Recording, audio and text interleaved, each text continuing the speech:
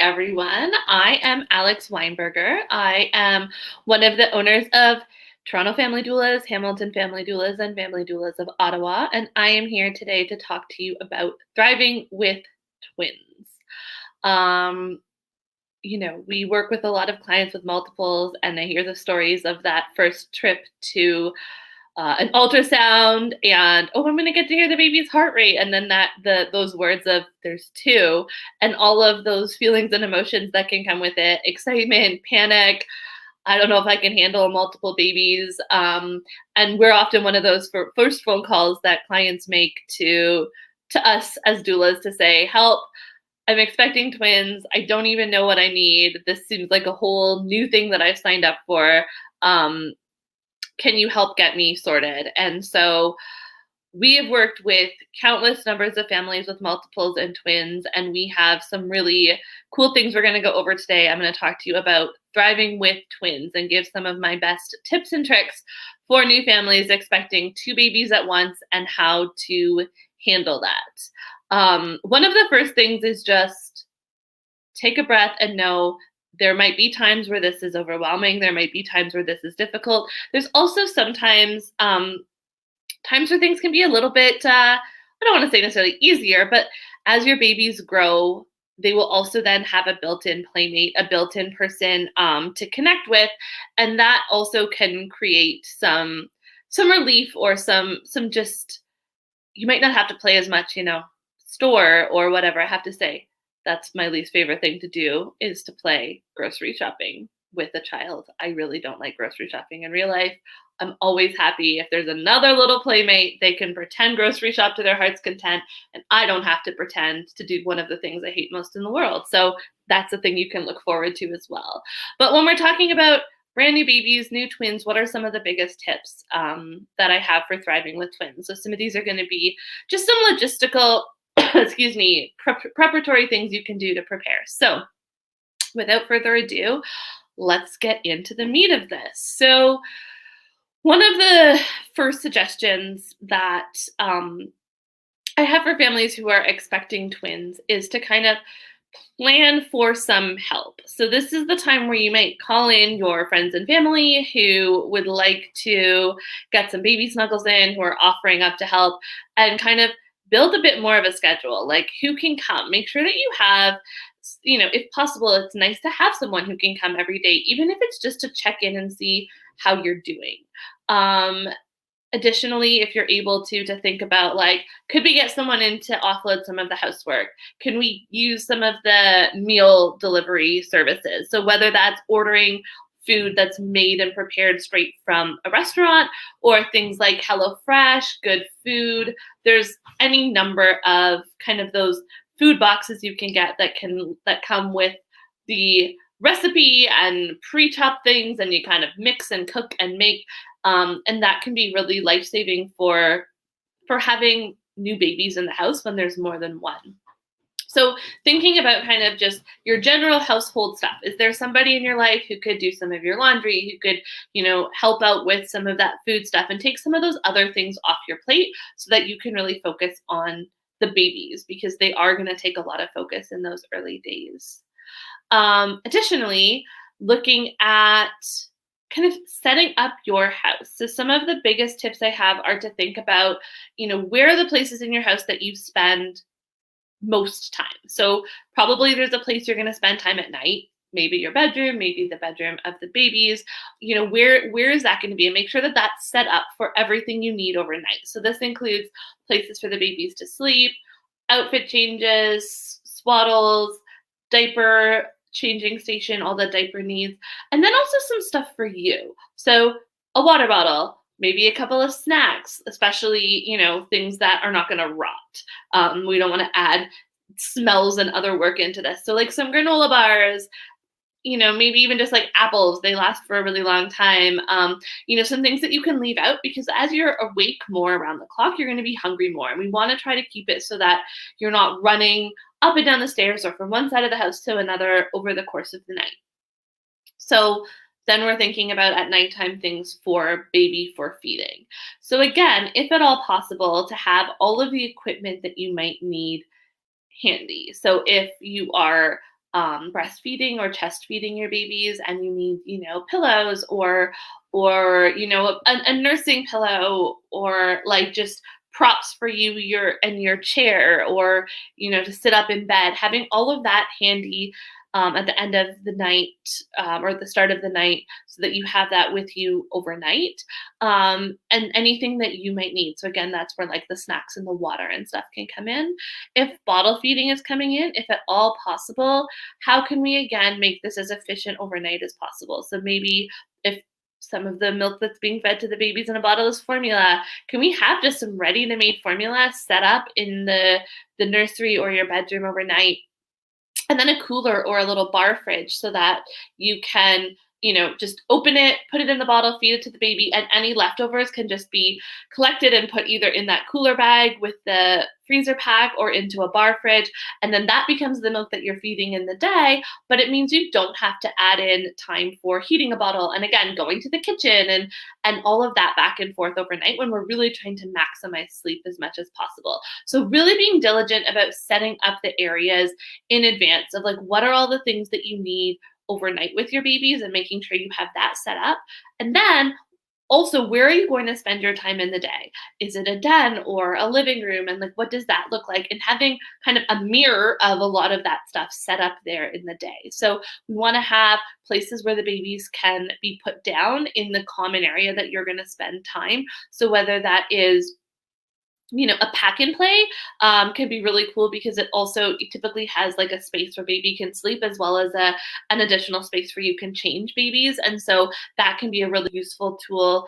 As babies grow, you can lower the level of the bed so that as you have babies that are a little bit more mobile, it also is somewhere you can plop them if you need to run to the kitchen for something, run to the bathroom, and you want to know that they're not, getting into the plants or, all of the things that you might not realize is accessible to babies. So having like a pack and play, maybe some bouncy chairs, maybe there's a bassinet, like whatever that looks like, having safe places to put babies down in your daytime kind of common area. And in addition to that, having your necessities. So change of clothes, diaper changing supplies, blankets, and then ideally having also somewhere to put the dirty laundry. So often I would recommend having like a laundry basket kind of in that daytime space, a laundry basket in that nighttime space, and then you can just consolidate and put the laundry through that way. Again, always thinking about limiting the back and forth and back and forth. So not having to go up and down the stairs or back to the nursery and having, safe places to put babies down in the places that you're going to be, whether that's overnight or in the day. This is, a helpful tip even for a singleton, but becomes especially more so when there's multiples, because you can't always, it's not just as simple as like, I'll just bring the baby and go up the stairs, because now you have two babies and, you have to bring this other thing and you don't want to, you just want to have all of this set up because there's a lot more kind of logistics involved when there's more babies. So setting up that space and having that ready and prepared, setting those systems up can be really key. The other thing is then to think about kind of the schedule, which doesn't always mean scheduling. Much like having a single baby at a time, there's kind of a gamut of parenting options that go from, working really diligently from the early days to set baby up on a schedule and to get baby onto a bit more of a predictable routine, all the way through to just really following baby's cues and responding to what baby needs in any scenario in any minute, where it's, let's feed baby on demand. When they show signs of sleepiness, let's put them to bed at that point. All of this is still possible with multiples. However, what that looks like for you as the parent can just be a little bit different depending on what you're choosing. So you might hear, I often hear people talking about like, make sure you keep your baby on the same schedule. That has, I would say, pros and cons. I am more inclined to talk to parents about like, talk to me about your support levels, talk to me about your nighttime help, talk to me about everything that's going on. And then also just knowing sometimes you have babies where one is much smaller and needs to grow faster. The other one is bigger. They might have different hunger levels. So it's not always as easy as just whatever you do to one, always do to the other. So if you are going to spend a lot more time alone, if you maybe don't have a lot of help, you're not going to have a doula, your family's not close, it's COVID times, it's not really safe to have a lot of extra people. If there's going to be a lot of kind of one adult and two baby times, sometimes in the day it can actually be more beneficial to have them on a slightly staggered schedule. It can just mean that you can actually have some one-on-one time, some bonding time with each baby, and have the ability to not feel like you have two babies like screaming, crying at you, wanting things that are hard to accomplish at the same time. Conversely, though, with a little bit more help in the daytime, it might make sense to try to keep them on as close a schedule as possible, because it also then gives you a little bit more of a break. So again, balancing the mental health implications of, if they're on the same schedule, there's potentially a little bit more crying and fussing that goes on. How do you feel about that versus how do you feel about maybe feeling like you're constantly going from one baby to the other, back to that one, back to that one, back to that one, which can be what having them on separate schedules can look like, where there's not kind of as much of a period, or as reliably or predictably going to be a period of, okay, now I can get a bit of a break, get some me time, because both of the baby's needs are met simultaneously.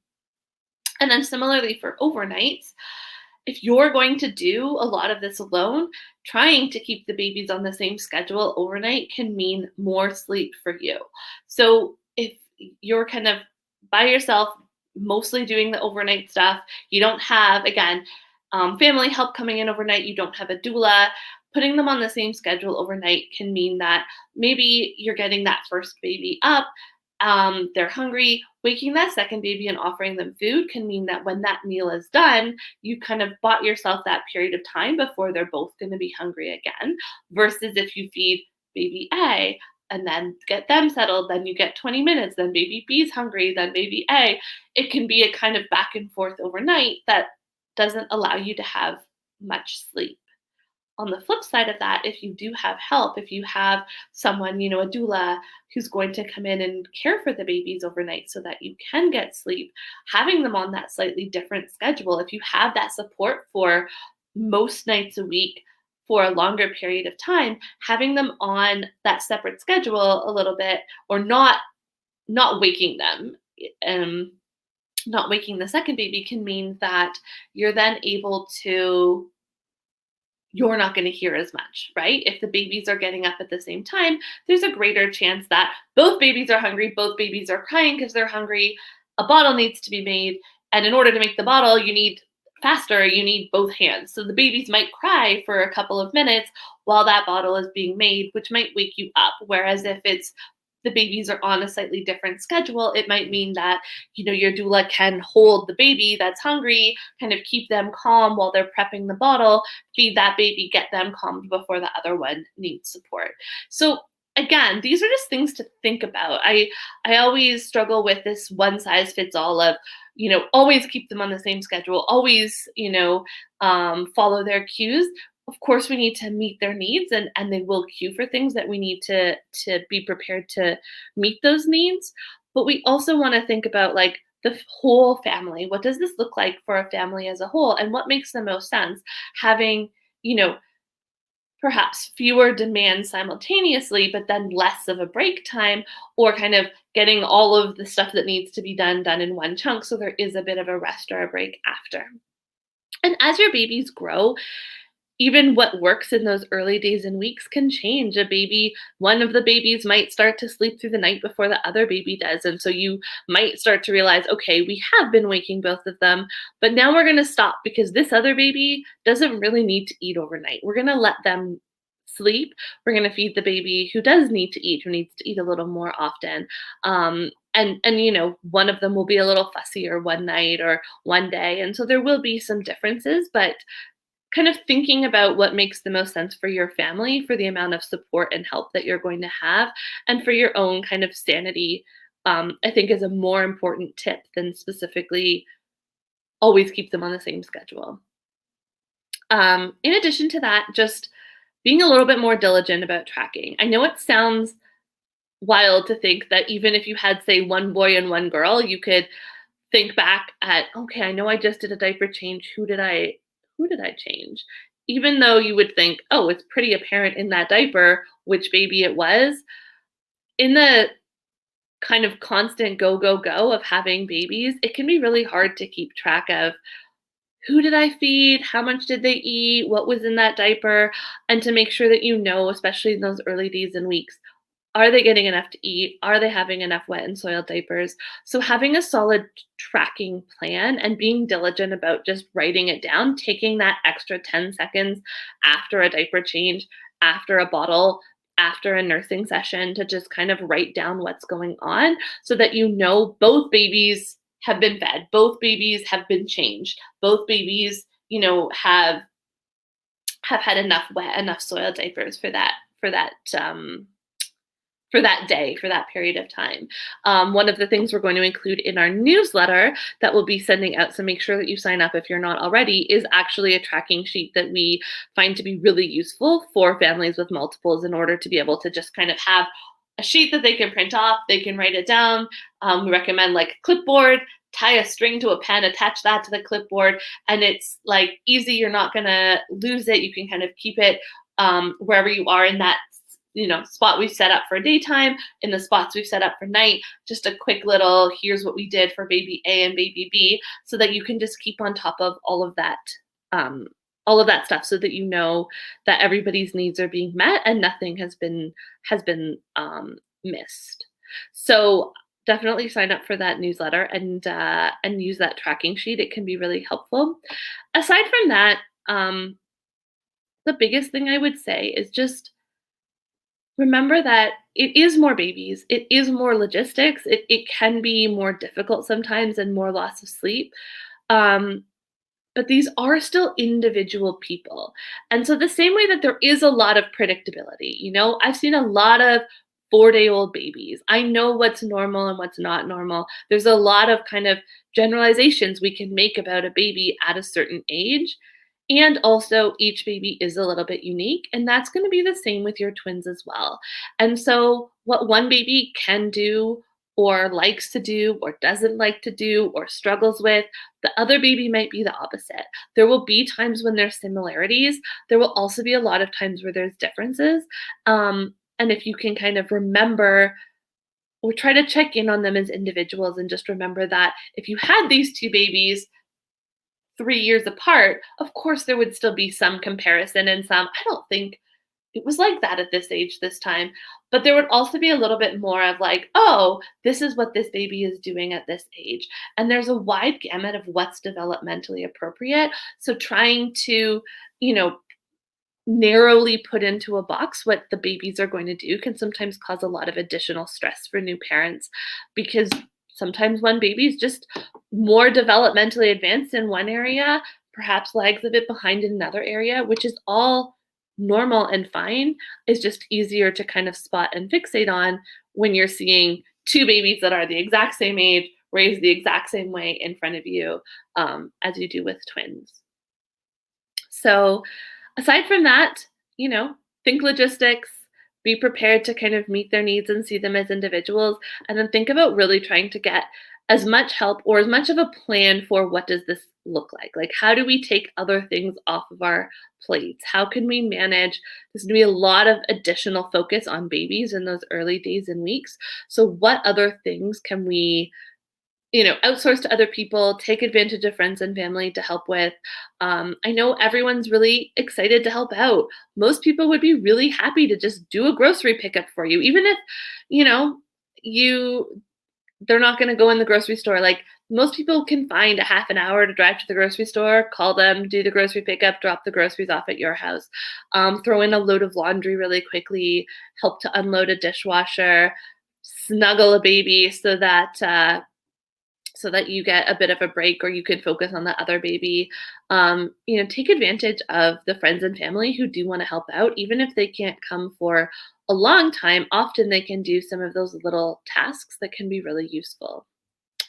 The final tip that I would say, even more so when you have more than one baby, is to consider whether baby wearing is something that can be helpful for you. We've done entire shows just on baby wearing, so feel free to look back at the archives and kind of get a more in-depth look at what that looks like, whether that's getting a carrier that's just meant for one baby so that you can at least have one baby strapped onto you and free hands to be able to deal with the other baby, or whether that's a carrier that's specific for twins where you can have both babies in at the same time. The ability to hold babies, still have your hands free, meet babies' needs that way can be really life changing for any parent, but especially when there's multiple babies. So those are some of my best doula tips and tricks. If you have other questions, you can always give us a call or, send us an email, get in touch with us, and we're happy to share that. Make sure you sign up for the newsletter so that you can get our printable. We have a new printable every week, so depending on the theme of the show. And yeah, tune into our old episodes. Thanks so much for joining us today. And let us know if there's anything else we can help you do to prepare for your twins. Take care. Bye.